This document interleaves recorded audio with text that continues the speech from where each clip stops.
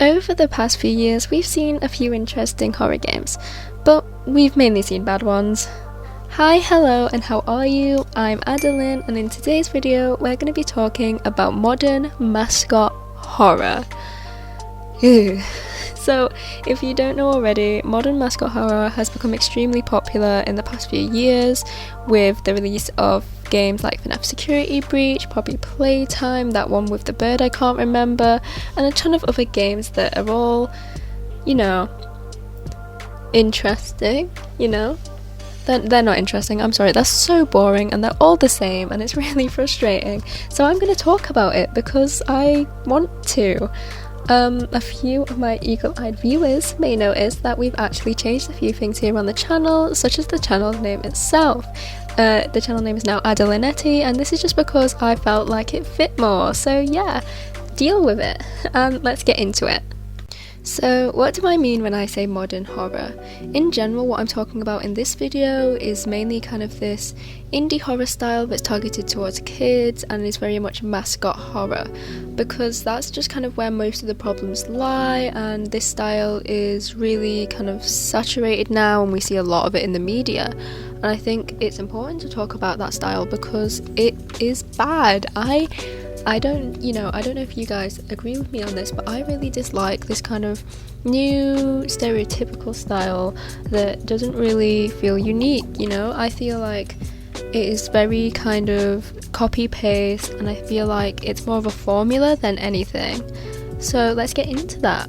When talking about these games, I can say one positive thing, and that's that I really like sleek graphics. I feel like we've gotten some interesting character designs out of this, but I also feel like we've got a lot of bad ones because despite being horror games, these characters aren't scary.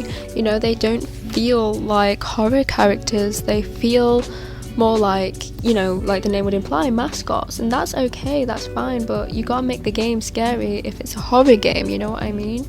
Anyone can just kind of turn the lights down and play some ambience and kind of have a jump scare, and that'll get a spook out of some people. But if you want to create true horror, you really have to kind of set it in all regards. You can't just have this one moment and have a build up with nothing else around it to support that, and that's where I feel like a lot of these games kind of fail because they're not actually scary. As well as this, I feel like a lot of these games kind of have this reliance on the fandoms they create to kind of advertise and make their games more popular, and we can see this with the involvement of the idea of lore. So if you don't know already, lore is kind of like a word for storytelling, especially in games, but often seems hidden.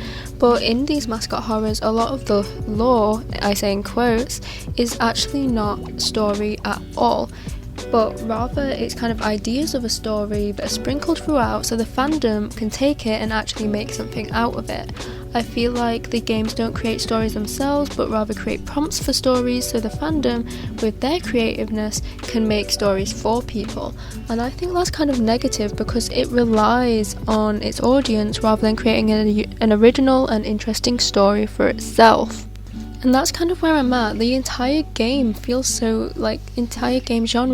feels really boring and unoriginal, and I can say this, the style, the story, but I can also say it for the play style of these games because a lot of them are really similar. You have the involvement of fetch quests or simple puzzles, and whilst these can have an interesting spin put on them, they are often repetitive, boring, and take up way too much time for what they actually lead up to. I feel like these games just kind of feel really boring and bland and kind of cookie cutter for what they actually are.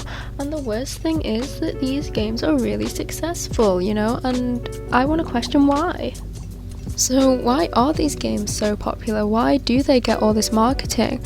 And I think it's because corporates know what they're doing. All the negatives I mentioned before, they all go into this idea of marketability, especially towards children. I feel like these games really know what they're doing. They are being less original, they're being less scary because it's easier to make merchandise and marketing based around cute things. Like, you can go into any store or shop and see kind of like Huggy Wuggy kind of Poppy Playtime merchandise or something like that, because it is marketable, and it is especially marketable towards children who are fascinated with these things and like these bright colours and the things you really see kind of often in mascot horror, I say in quotations again, because these aren't horror games anymore, they're just games, you know. And I feel like it's really interesting to see how corporations and how money has played a really important role in, you know, the current trends we see in games and kind of building of just general kind of brands and such, because it really has taken a turn on the way things are made. And I feel like it's really interesting how, you know, these things kind of do get brung up but aren't really focused on for longer than they need to be, because as well as like things like marketability, because they are focusing on marketability, they miss things with the actual games themselves, and you get a lot of really buggy, not well produced games. I think a lot of us remember the release of FNAF Security Breach, which was full to the brim with bugs, because understandably they were on a time crunch, but they already had merch ready to go out as soon as the game was released. So they were releasing merch and getting all this new stuff out instead of fixing the game. And I know there have been kind of updates to fix the game, but how many updates do you need? You know, they couldn't at least have one person test run the game, just one person kind of test run the game and see these bugs. And it's more indicative of kind of how, you know, I don't know, I don't really know how to explain it other than kind of capitalism really kind of taking its toll on gaming, which is really interesting to me, because for a while the two weren't really involved with each other. A lot of good horror games like Doki Doki Literature Club, which is what a character I'm drawing from now, is free, you know, and that's kind of where the indie part of indie horror games came from, but it feels like over time that part has been lost. But I don't think all hope is lost. I think we as consumers can go out and find games and support creators who we think generally are interesting, instead of just kind of going for these creators who pander. And I think we can kind of maybe over time, as a slow process, change horror.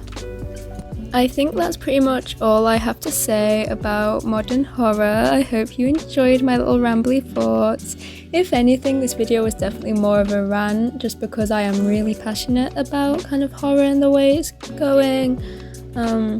So what do you guys think about modern horror? You know, is there anything you guys have to say to kind of further my point, or maybe even disagree with it? I'm not really sure.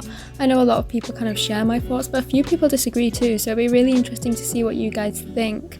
I hope you don't mind the little changes I made, you know, with the channel and the name and stuff. I just thought it'd be a nice, cute little change to make, and since I'm in the early stages of my channel, I hope it's not, you know, too distracting.